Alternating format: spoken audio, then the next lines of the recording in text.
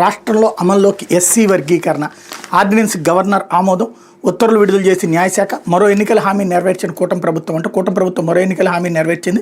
రాష్ట్రంలో ఎస్సీ వర్గీకరణ గురువారం నుంచి అమల్లోకి తెచ్చింది. దాదాపు 30 ఏళ్ల పాటు ఎస్సీ వర్గీకరణ కోసం సాగిన పోరాటానికి ఎట్టకేలకు ప్రతిఫలం దక్కినట్టయింది. వర్గీకరణ ప్రక్రియకు సంబంధించి అన్ని కీలక దశలు దాటి మంగళవారం ముసాయిదా ఆర్డినెన్స్కు మంత్రివర్గం ఆమోదం తెలిపింది. తర్వాత గవర్నర్ కార్యాలయానికి నివేదించగా బుధవారం ఆయన దాన్ని ఆమోదించారు. దీంతో గురువారం అధికారికంగా ఎస్సీ వర్గీకరణ ఆర్డినెన్స్ 2025కి సంబంధించిన గెజిట్ జీవో 19 నోటిఫికేషన్ న్యాయశాఖ కార్యదర్శి ప్రతిపాదేవి విడుదల చేశారు. తద్వారా గురువారం నుంచి వెలువడే నియామక ప్రకటనలు ప్రభుత్వ ఉద్యోగాల పదోన్నతులు విద్యా సంస్థల ప్రవేశాలకు వర్గీకరణ అమలు కాబోతుంది.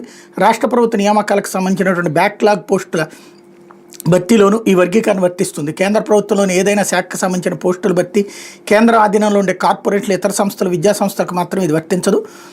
గతేడాది ఆగస్టులో ఎస్సీ వర్గీకరణకు సుప్రీంకోర్టు పచ్చజెండా ఊపింది. రాష్ట్రాలకు దీనిపై రాజ్యాంగబద్ధ అధికారం ఉందని పేర్కొంటూ ఆయా వర్గాల వెనుకబాటుతనం ఆధారంగా నిర్ణయం తీసుకోవచ్చని స్పష్టం చేసింది అన్నటువంటి వార్తని హైలైట్ చేశారు.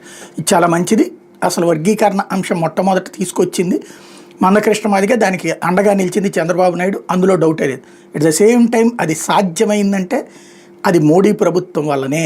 మోడీ ప్రభుత్వం సుప్రీంకోర్టులో ఆ పిటిషన్ల మీద ఉన్నటువంటి పెండింగ్ని ఆపిచ్చి వేగంగా విచారణ చేయించి అక్కడ స్వయంగా ప్రభుత్వమే కేంద్ర ప్రభుత్వమే ఈ కాన్సెప్ట్ ఇవ్వడం వల్ల వర్గీకరణకి మేము ఓకే అని చెప్పడం వలన ఇదంతా జరిగింది. రాజ్యాంగ ధర్మాసనం గతంలో ఇచ్చిన తీర్పుకి విరుద్ధంగా మరొక రాజ్యాంగ ధర్మాసనం తీర్పు ఇవ్వడం అన్నటువంటిది ఇక్కడ కీ పాయింట్. దాన్ని బట్టి ఇక్కడ ఇందులో ఆ ప్రస్తావన ఎక్కడ తేలా, మిగతాదంతా తెచ్చారు. రాష్ట్రపతి